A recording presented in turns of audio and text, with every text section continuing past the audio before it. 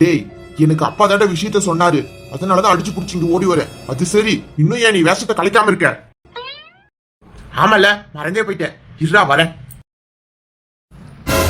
இப்ப எப்படா இருக்க? என்னோட பழைய கெட்டப்ப போட்டதுக்கு அப்புறம் தான்டா எனக்கு நிம்மதியா இருக்கு. ஆமாடா, இப்பதான் நீ என் நண்பன் புதிர மாதிரியே இருக்க. டேய், அதை விடுறா. நான் சொல்லியிருக்கேன்ல, செந்தாமர உலக மகா உத்தம. அது இந்த ஆளுதான். அவன் புள்ள வாழ்க்கையே நாசம் பண்ண பார்த்திருக்கான். உன்கிட்ட ஒரு முக்கியமான விஷயம் சொல்லணும். இருடா, நான் கொஞ்சம் பக்கத்துல வரேன். இல்ல, நீ அங்கேயே இரு, நானே வரேன். என்னடா முக்கியமான விஷயம்? எதா இருந்தாலும் இப்பயே சொல்லிடு. டேய், இந்த செந்தாமரை ரொம்ப மோசமான ஆளுடா. இவனை யாருக்கு தெரியாம உன்னோட கஸ்டடியில ரகசியமா வைக்கணும். எனக்கு இப்ப அவசர வேலையெல்லாம் இருக்கு. அதை முடிச்சுட்டு இவனை என்ன பண்றதுன்னு முடிவெடுத்துக்கிறேன். ஒரே நாள் இவனை சாகடிக்க கூடாதுடா. செஞ்ச பாவத்துக்கெல்லாம் தண்டனை அனுபவிக்கணும். அதுக்காகத்தேன். சரிடா, நான் பாத்துக்கிறேன், நீ பிரச்சனை விடு. டேய், ஸ்டேஷனுக்கு கூட்டிட்டு போனா எதுவும் பிரச்சனை வந்துடாதுலடா? அங்கெல்லாம் கூட்டிட்டு போல மச்சி. என்னோட சொந்த இடம். ரகசியமா நான் ஒரு சில கிளேஸ் எல்லாம் விசாரிக்கிறேன்ல, அந்த இடத்துல வச்சுக்கிறேன். அப்பா, என்னப்பா நடக்குது? நான் அப்பயே சொன்னேன்ல, மோகனுக்கு எனக்கு அப்பயே கல்யாணம் பண்ணி வைன்னு. நீ தான் கேட்காம நல்ல நாள் அது இதுன்னு சொல்லி குட்டையை குழப்பி விட்டுட்டப்பா. இப்ப என்ன பண்றது பாரு, போலீஸ் வேற உன்னை தேடி வந்திருக்கு. டேய் வீரா, நீ எதுக்கும் கவலைப்படாத, நான் பாத்துக்கிறேன். அப்பா உனக்கு இருக்கேன். ஆமா, நீ இருப்ப, நான் தான் இருக்க மாட்டேன் போல. டேய், இந்த செந்தாமரையே கஸ்டடி கொண்டு வர போறோம். ஆனா இது வீரா என்னடா பண்ண போற? டேய், அவங்க அப்பன மாதிரி அவனும் முதுகுல குத்தி இருந்தா நேர சோலையை முடிச்சுட்டு இருப்பேன். ஆனா நேருக்கு நேர் மோதுனாண்டா. அவனோட அந்த தைரியமும் நிமிர்வும் எனக்கு ரொம்ப பிடிச்சிருக்கு. என் மோனாவுக்கு தொந்தரவு கொடுக்காத வரைக்கும் அவன் உயிருக்கு எந்த பிரச்சனையும் இல்லை. அவனை அப்படியே விட்டு அவன் கிடக்கட்டும். அவங்க அம்மாவே அவனை திருத்திக்குவாங்க. அவங்க அப்பா இல்லைனாவே அவன் கொஞ்சம் கொஞ்சமா திருந்திடுவான்டா. ஹலோ மிஸ்டர் செந்தாமரை, உங்களை நாங்க அரெஸ்ட் பண்றோம். அரெஸ்ட் பண்றீங்களா? எதுக்கு? என்ன உரிமையில அரெஸ்ட் பண்றீங்க? உங்க அப்பா செஞ்ச நல்ல காரியத்துக்கு எல்லாம் விருது கொடுத்து பாராட்டணும்ல, அதுக்குதான் இழுத்துட்டு போறாங்க. ரொம்ப தப்பு பண்ற. யோ போயா, இருக்கிற வெறியில உன்னை அடிச்சே கொன்றுவேன். ஒரே நாள்ல சாக வைக்க கூடாதுன்னு இவன் கூட அனுப்பி வைக்கிறேன். ஏ மோனா, வாடி போலாம். சரி மாமா. டேய், அவளை எங்கடா கூட்டிட்டு போற? அவளை விட்டுடா. இங்க பாரு வீரா, இத்தனை நாளா உன் மேல எனக்கு சரியான வெறி, கொள்ற அளவுக்கு வெறி. ஆனா இன்னைக்கு நேர்மையா நியாயமா என் கூட நேருக்கு நேர் மோதினப்ப உங்க அப்பன மாதிரி நீ 100% சாக்கடல்ல. கொஞ்சம் நல்ல புத்தி இருக்குன்னு புரிஞ்சுக்கிட்டேன். வடிவமாவோட குணம் கொஞ்சமாவது உனக்கும் இருக்கும்ல. அவங்களுக்காக உன்னை விட்டுட்டு போறேன். மரியாதை இனிமே மோன விஷயத்துல தலையிடாத. டேய் வேண்டாம்டா, உனக்கு என்ன வேணுமோ தரேன். மோனா மட்டும் என்கிட்ட இருந்து பிரிச்சிடாத. இங்க பாருமா மோனா, இத்தனை நாளா மாமா உன்னை அடிச்சிருக்கேன், திட்டி இருக்கேன். அதுக்கெல்லாம் ரொம்ப சாரிடி. நீ இல்லாம என்னால வாழவே முடியாதுமா, புரிஞ்சுக்கமா. உன்னை அவ்வளவு விரும்புறேன்டி. இனிமே மாமா உன்கிட்ட அன்பா நடந்துக்கிறேமா, என்னை விட்டு போகாதடி. ப்ளீஸ் மாமா, என்ன புரிஞ்சுக்கோ. எனக்கும் உன்னை பிடிக்கும்.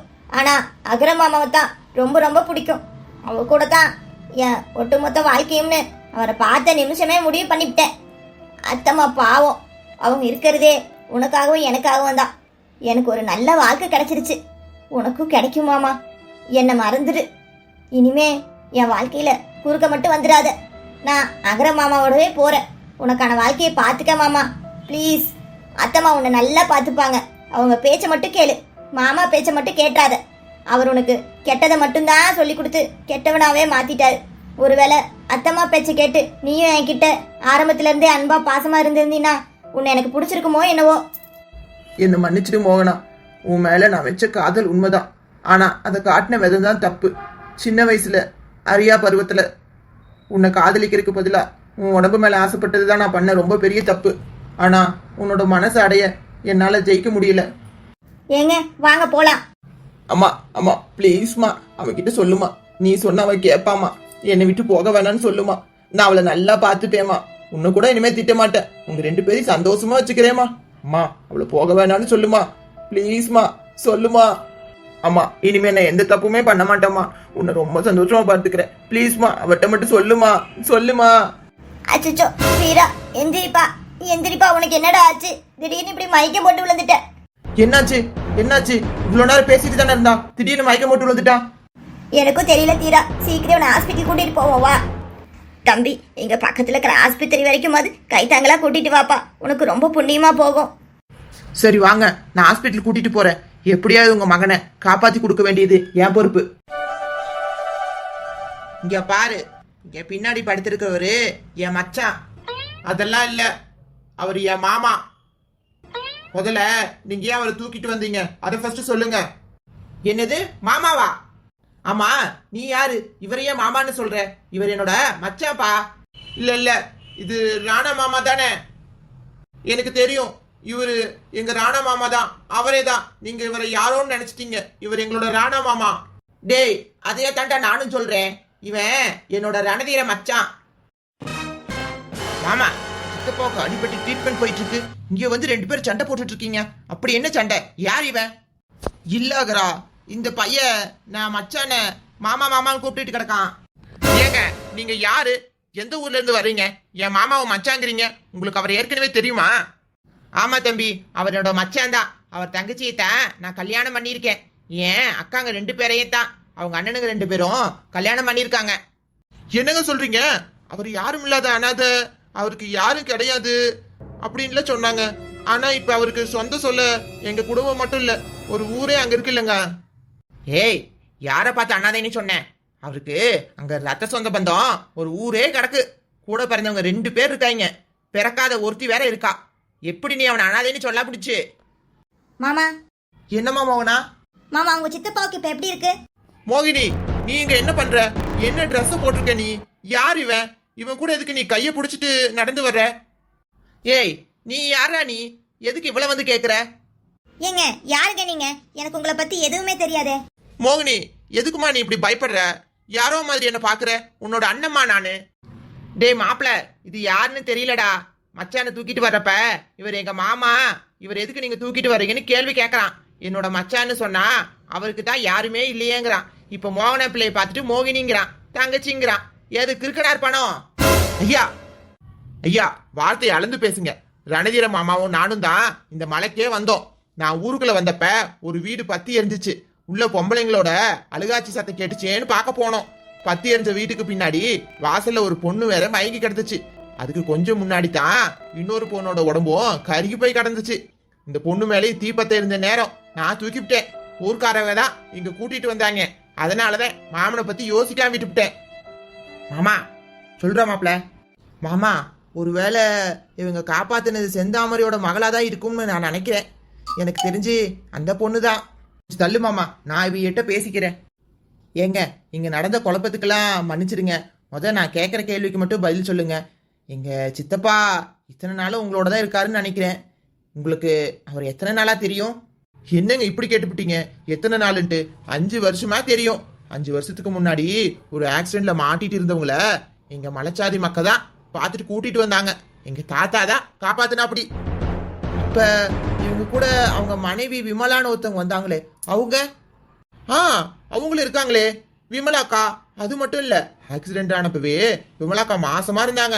இப்ப 2 குழந்தை இருக்கு. அவங்களுக்கு 2 பிள்ளை, ஆதினி ஆதிக்குன்னு. ரொம்ப நன்றிங்க.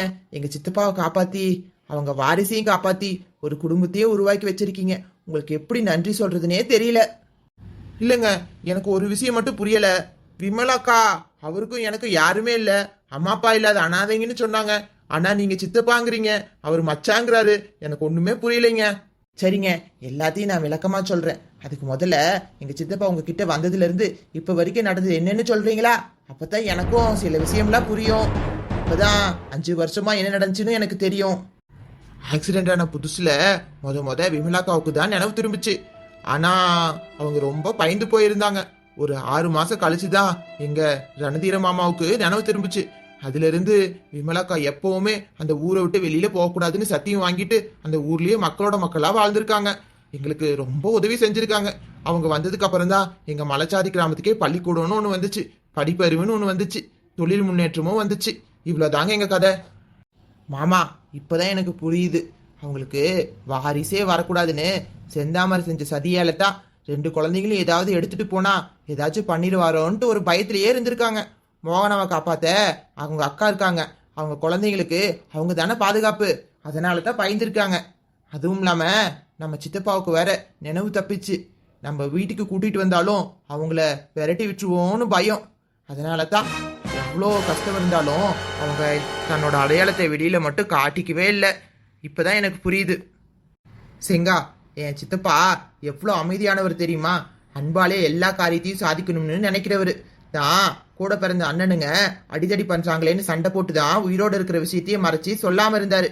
ஆனா அவரே இன்னைக்கு உங்க கிராமத்துக்காக இவ்வளோ பண்ணியிருக்காருன்னா அவர் வம்சக்கூறு அவர் மனசுக்குள்ள இயல்பாவே வந்திருக்கு. எனக்கு தெரிஞ்சு எல்லாத்தையும் நான் உனக்கு சொல்லிவிட்டேன். அகதீரா, இங்க கொஞ்சம் வாப்பா. என்னம்மா சொல்லுங்க. நானும் உங்ககிட்ட ஒரு முக்கியமான விஷயம் சொல்லணும். இந்த நேரத்துல இதை சொல்றது சரியான்னு தெரியல. ஆனா இங்க பாருங்க தம்பி, உன்னை கெஞ்சி கேட்டுக்கிறேன். என் புருஷன் பண்ண தப்புக்கு அவருக்கு தண்டனை கொடுக்குறேன்னு கூட்டிட்டு போயிட்டேன். என் பையனை என்கிட்ட கொடுத்துருப்பா, அவனை நான் எங்கேயாவது கூட்டிட்டு போயிடுறேன். ஏம்மா இப்படி பேசுறீங்க? உங்களுக்காகத்தானே வீரா உங்ககிட்டயே திருப்பி கொடுத்துருக்கேன். நீங்க சொன்னதெல்லாம் வச்சு பார்த்தப்ப அவன் பிறந்ததுலேருந்து கெட்டவன் கிடையாதுன்னு தெரியுது. அவங்க அப்பாவோட தவறான வழிகாட்டுறதுனால தான் இப்படி ஆயிருக்கான். என் அப்பா எனக்கு நல்லது சொல்லி வளர்த்ததுனாலதே எனக்கு நல்லது கெட்டது புரியுது. நிச்சயம் உங்க பையன் உங்க கூட தான் இருப்பான், கவலைப்படாதீங்கம்மா. ஆனா மோகனாவுக்கு மட்டும் தொந்தரவு கொடுக்க கூடாது சொல்லிவிட்டேன். அதை நான் பாத்துக்கிறேன் தம்பி. சரிம்மா, ஆனா நான் சொல்ல வந்த விஷயம் இது இல்ல. அதாவது அதாவது உங்க புருஷனுக்கு இன்னொரு குடும்பம் இருக்கு. இத பாரு தம்பி, நீ ரொம்ப நல்ல பையன்தான், போய் சொல்ல மாட்டேதான். ஆனா இந்த விஷயத்துல நான் என் புருஷனை சந்தேகப்படவே மாட்டேன். அவர் எப்பவுமே எனக்கு வீராவுக்கும் உண்மையா தான் இருப்பாரு. அம்மா, உங்க நம்பிக்கை எனக்கு புரியுதுமா. அது அவரையே மீறி நடந்த ஒரு விஷயம்தான். உங்களுக்கு உண்மையா இருக்கணும்னு தான் அந்த குடும்பத்தை அழிக்க கூட துணிஞ்சிட்டாருமா. என்னம்மா அப்படி பாக்குறீங்க? உள்ள அடுத்த வார்டில் படுத்திருக்கே ஒரு பொண்ணு, அவ தான் உங்க புருஷனோட பொண்ணு. அவங்கள காட்டி நம்ம அற்றேன்னு தான் அவங்கள உயிரோட வெளிச்சு கொளுத்தி விட்டாருண்ணா. இந்த ஊர்ல இருக்கிற எல்லாத்துக்குமே உங்க வீட்டுக்காரரை தெரியும். விசாரிச்சு பார்த்தா உங்களுக்கே புரியும். சரிப்பா, நீ இம்புட்டு சொல்ற, நான் நம்புறேன். அந்த மனுஷன் எங்களுக்கு துரோகம் செஞ்சுட்டாருங்கிறத என்னால தாங்கிக்கவே முடியல. கொஞ்ச நாள் எங்கேயாச்சும் என் மகனை கூட்டிட்டு கண்காணாத இடத்துல போய் இருக்கலாம்னு நான் நினைக்கிறேன். நீங்க கண்காணாத இடம் எங்கேயும் போகாதீங்கம்மா. எனக்கு தெரிஞ்ச மலை கிராமம் ஒன்று இருக்கு. செங்கா, சொல்லுங்க. செங்கா, எனக்கு ஒரு உதவி பண்றீங்களா? இந்த அம்மாவையும் அவரோட மகனையும் உங்க மலை கிராமத்துக்கு கொஞ்ச நாள் கொண்டு போய் தங்க வச்சுக்கிறீங்களா? இது என்ன கேள்வி? கண்டிப்பா நீங்க சொன்னா நான் செய்ய போறேன். இதுக்கே உதவி அது இதுன்னு பெரிய வார்த்தையெல்லாம் பேசுறீங்க. சரிப்பா ஆகரா, நாங்க அவர் கூடவே என் மகனை கூட்டிட்டு போயிட்டு வரோம். ஆனா அரண்மனையும் அதோட நிர்வாகத்தையும் தான் யாரு பாக்குறதுன்னு தெரியல. அதை பத்தி நீங்க கவலைப்படாதீங்கம்மா. நம்ம பழைய கணக்கு பிள்ளையோட பேரன்தான் நிர்வாகம் எல்லாத்துக்கும் இன்சார்ஜ். நல்ல மாதிரி தான். அவங்க எனக்கு நிறைய உதவியும் செஞ்சிருக்காங்க. என்னதான் உங்க வீட்டுக்காரர் சொல்ற கெடுதல் வேலையெல்லாம் பார்த்தாலும் அவங்க தாத்தா மாதிரியே அரண்மனைக்கு விசுவாசமா தான் இருக்கானா. கொஞ்ச நாள் அவனை வச்சு எல்லாத்தையும் கவனிச்சுக்க சொல்லிவிட்டுதே. நீங்க வீராவை சரி பண்றதை மட்டும் பாருங்க. சரிப்பா, அப்ப நாங்க போயிட்டு வரோம். போயிட்டு வாங்கம்மா. செங்கா, என் சித்தப்பா குழந்தைங்க எப்படி இருப்பாங்க? என்ன மாதிரியா இல்ல எங்க சித்தி மாதிரியா?